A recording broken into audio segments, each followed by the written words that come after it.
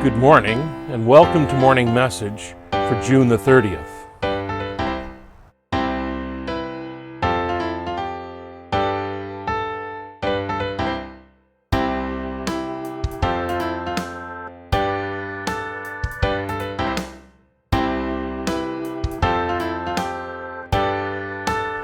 Well, as I said, it's June the 30th, which means tomorrow is Canada Day, July the 1st. And it just happens to be my brother's birthday, so happy birthday tomorrow, Jody. The last couple of weeks, we've had some days of quite high humidity and some significant warmth, and it's been uncomfortable at times. And when that happens, it often reminds me of a service that I once attended at a little church in Cape Laround in Cape Breton. When I was rector at Port Hawkesbury, once a year we would use this church. It was once used more regularly than that, but when I was there, the custom was sometime in August, we would have a service, and the local community, as well as the Anglicans on the island and a few others, would show up to this service on a Sunday afternoon, usually in August. In fact, Farley Mowat and his wife Claire, they would often show up at that service. In fact, I think every year but one that I did it, they were there. Farley Mowat, of course, is the author of books like, Never Cry Wolf and The Boat That Wouldn't Float and things like that. So often the theme that I would choose for that service would have something to do with the beauty and wonder of creation. I always thought that was appropriate in this cute little church there at this little point on Cape Breton Island. My dad painted the church.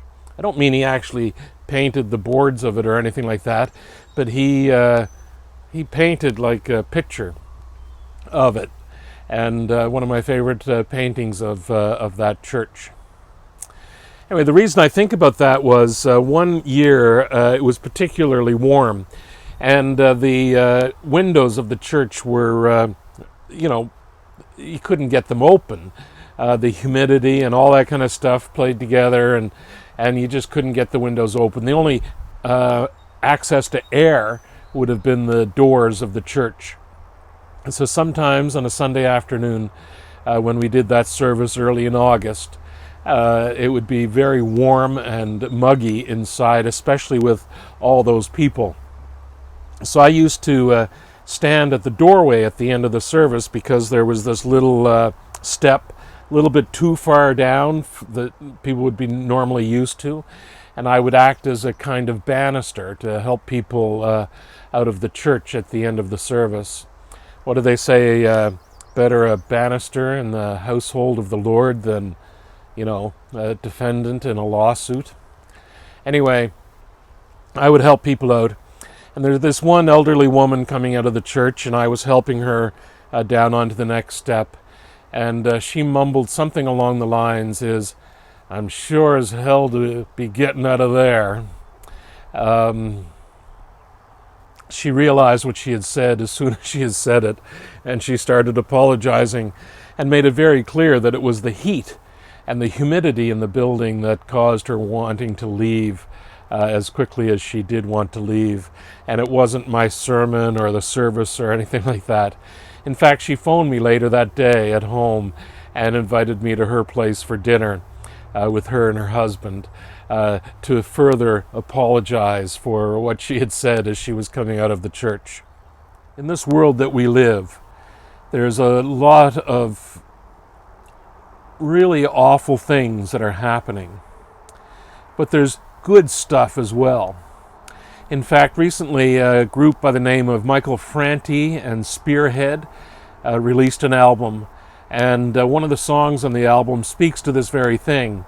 It's called Good Stuff Happens, except it's not really the word stuff. You can look it up if you really want to find out about it. But it acknowledges that bad stuff happens, but good stuff happens too. And there's no way that I think that we should ignore the bad things that happen in this world. In fact, I think we should address them and try to change them and make them better.